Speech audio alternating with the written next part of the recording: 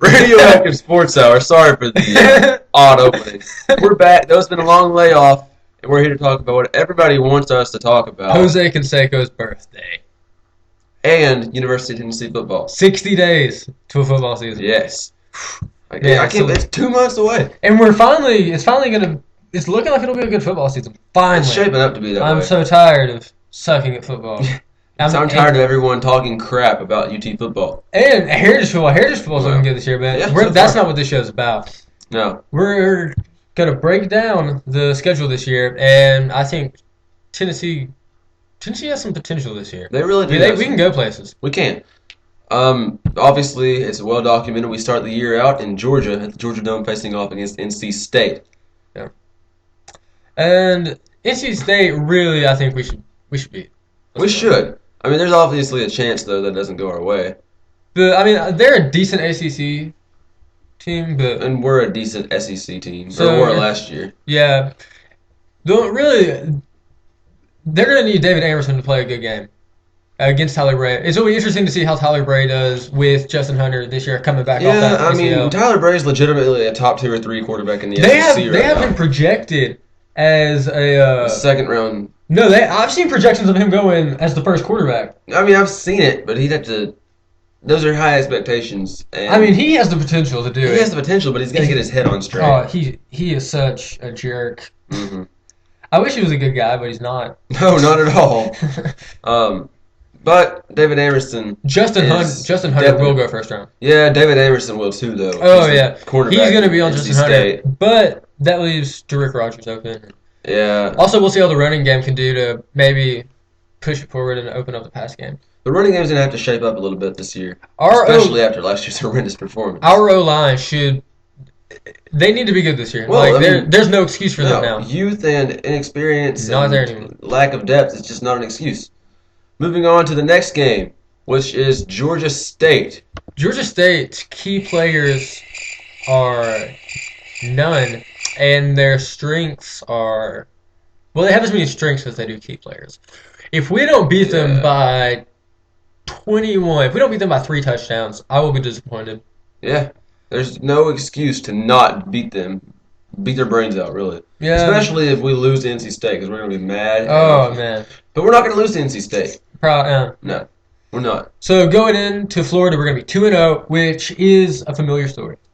But this year, the thing about Florida this year is they're not good. No, they are not. They don't have them at home.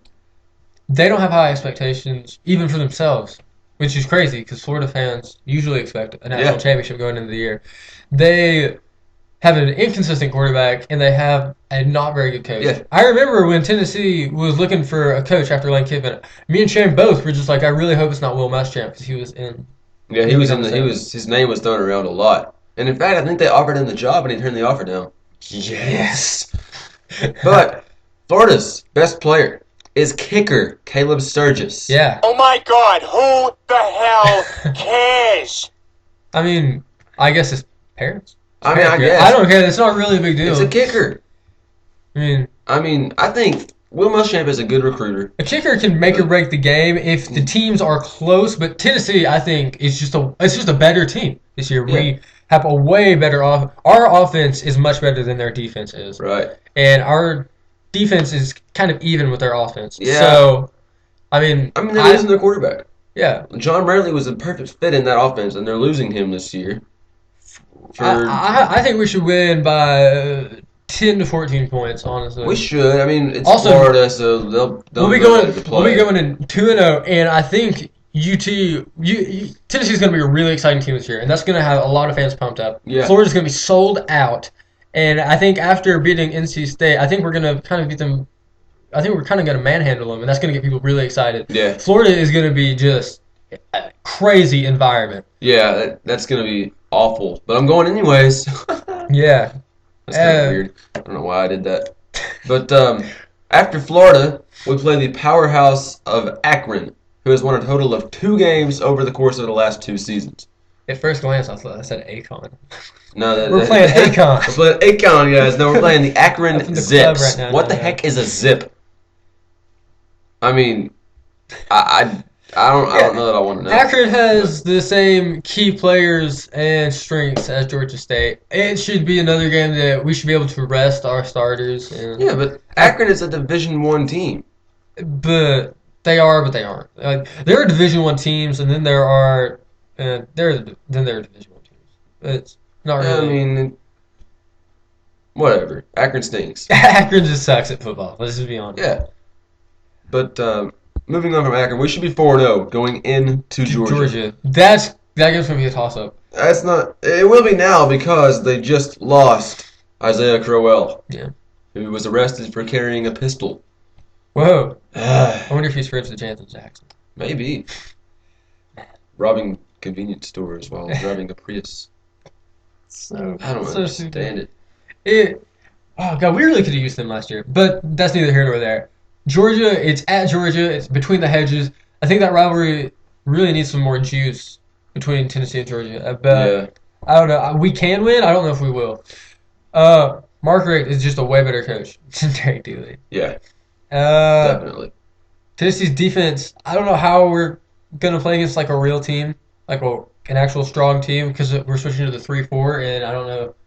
A lot of our players have never played it, and we're not really smart enough to pick it up, to pick up a total new system.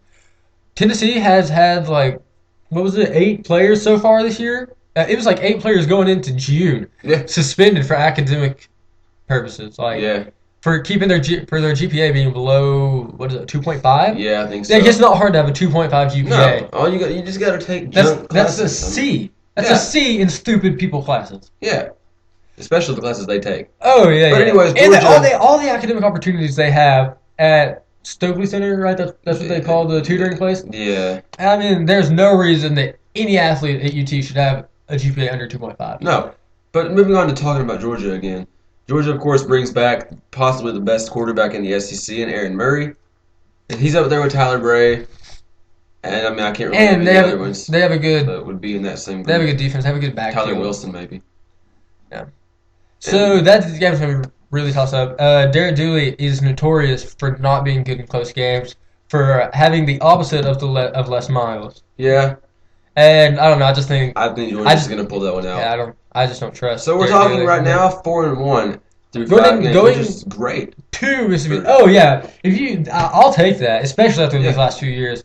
Not even the last few years, more like the last 5 years. You Yeah, know? really. Then after that, we go to Starkville, Mississippi, the tropical resort of Starkville, Mississippi. Gosh, that was just like What why? an awful would- place for a dang. You know, college. another college. Ole Miss is like in the middle of nowhere. Like there's one road in and there's one road out, and it's Yeah. like in the middle of just this flat. It'd be a desert if it didn't have grass, you know. Oh yeah. And it's just hot, and it's I don't know. It's just another place like that. But at least it's got like the old kind of old South class Yeah, thing to Mississippi it. State has nothing. Mississippi State. I just think of like a lot of concrete buildings. Yeah, there's nothing in Mississippi State.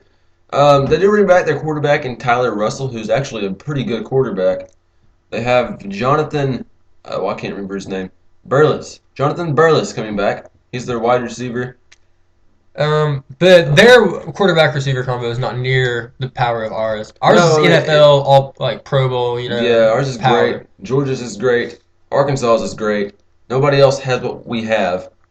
But yeah, so Mississippi State, I expect to win right there. Historically, Tennessee's good whenever they play Mississippi State, So, I mean, and going into Mississippi State. Now we're talking 5-1 through 6. 5-1, and I this mean, that's is like putting us. top 15 territory in the nation. Oh yeah, and that's definitely putting us in the conversation for an SEC championship. Although we'll probably be behind Georgia. I don't know their schedule, like just off the top of No. my head, so I can't say what their record will be. But they did beat us, so that'll put them ahead in the East. Yeah. Also, we don't know where Missouri's going to be. No, and then in our next game comes definitely a loss of The Evil Empire. Alabama. Alabama, their key players are their offensive line and obviously their running game, their quarterback, their coach, you know, everybody. Yeah. And their strength is football. Yeah. They're just really good at football. They're better than us. They have a better coach by far. They have the best coach in the nation, hands down. They have a better running back. They just have better everything. If we win, it will be by some grace of God.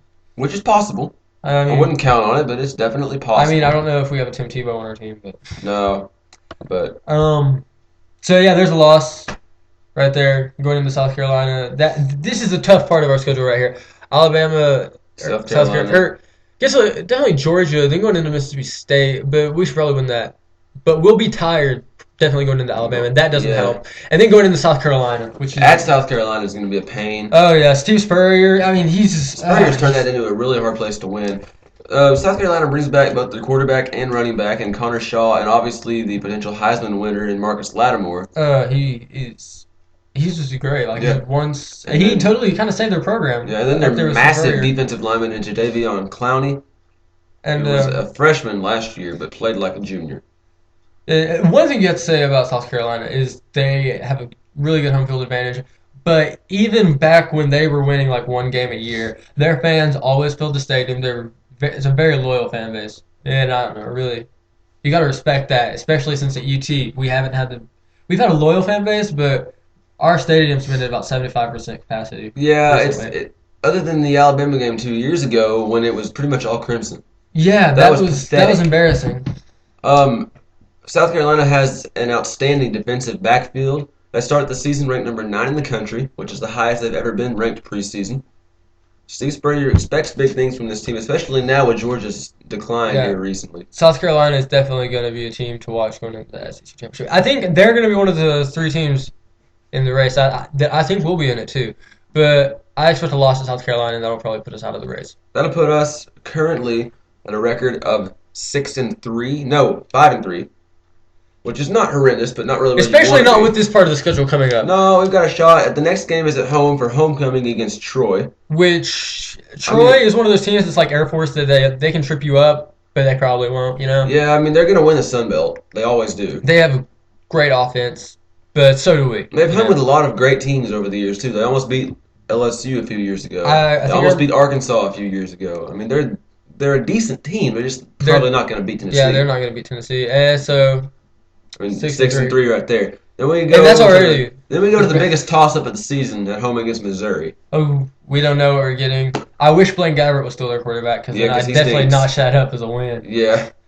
Uh, Why would they draft Blake why would you Gabbert? draft Blake We Gabbert? tried to tell the world. We tried to tell the We world. called that. He is terrible. He's like Barack Obama. He's just not good at his job. He's probably a good guy. He's just not good Yeah. at his job. Anyways, Missouri brings back their quarterback, James Franklin, who is really in the discussion to be one of the best quarterbacks in the league. Yeah. Also, Missouri should not be in the SEC, and I don't really think Texas A&M should be either. But Texas A&M should be more than Missouri should be. Yeah, they have Oh, Missouri. It's where Brad Pitt went to college. Just thought a out there. big plus right there. Missouri brings back also wide receiver E.J. Gaines, so they've got a good quarterback-receiver combo coming Yeah. back too. Also, they have a strong defense. They have a very strong defense. Of course, it was strong last year for the Big 12's perspective, which So is not quite SEC, but SEC defenses are totally. Well, I mean, obviously they're a different league, but they're different, just echelon yeah. football. But yeah, I don't know. I anticipate a win because they haven't played at a place like Neyland Stadium before. No, they haven't, and that's one thing they're going to have to get used to. They've played in Texas and Oklahoma, but it's just not the same environment. They don't care about it quite It's like not the a, SEC does. It's not like borderline religion. No, like it definitely is down here. Then we go to Vanderbilt. Vanderbilt brings back basically their entire team. Right now, we're talking at a record of what, 7-3. Are we good Yeah. to say we beat Missouri? Yeah. Oh yeah, we beat Missouri.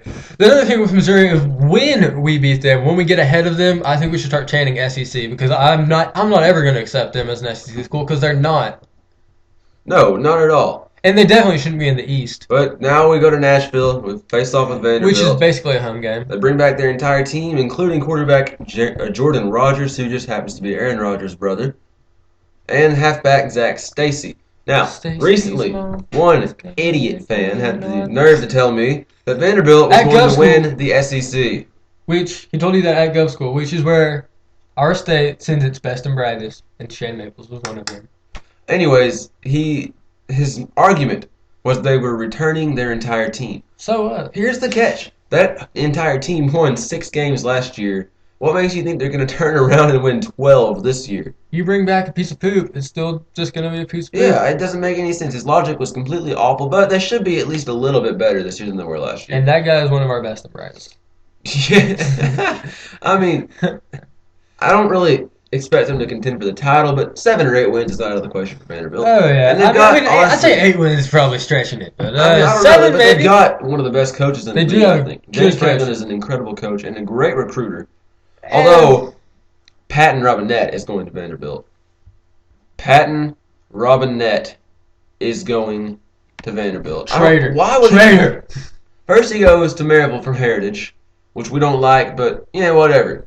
Now he goes to Vanderbilt. I'm glad he went to Vanderbilt personally, though. Yeah, I hope he breaks his leg first practice. Let's be honest. I'm not gonna say that. I just hope he gets the wind knocked out of him like every time he goes on the field.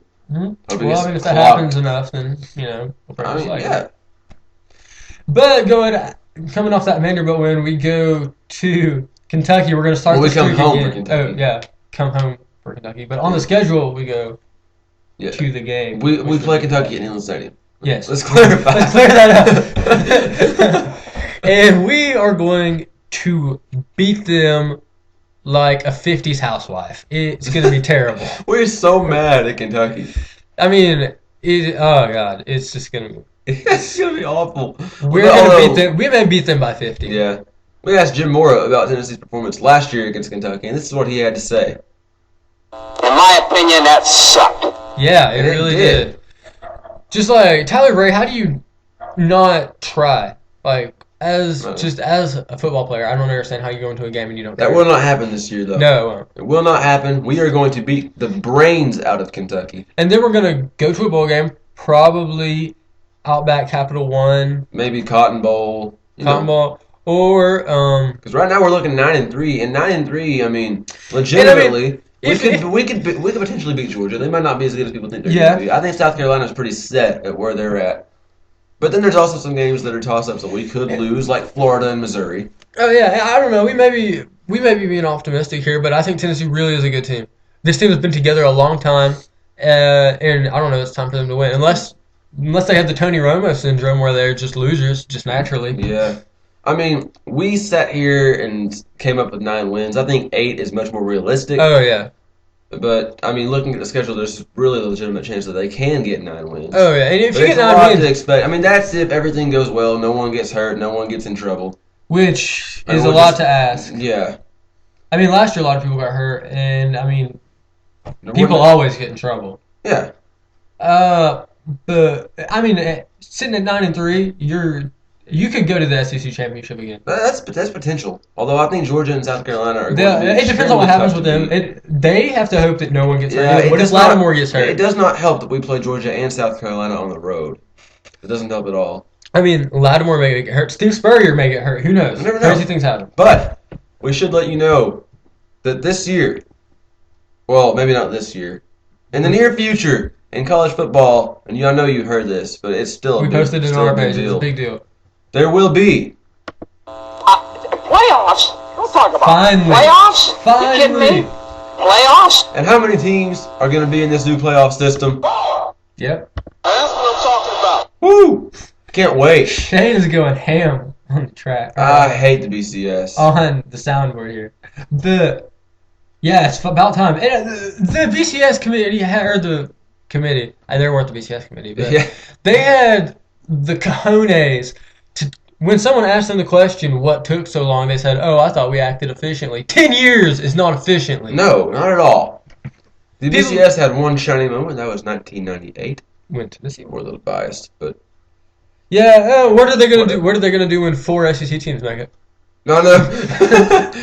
Well, that'll never happen. Yeah, but we will be the best forever. That will never change. No, that won't ever change at all. I mean, this is the most dominant run that Oh, a conference definitely. will ever have in any sport. Oh, for sure. But speaking of dominant runs, I think our dominant run on this show is over. I'm Seth, And I'm Shane. and we're the Radioactive Sports Hour. The phone and is that ringing. the phone. We are signing off.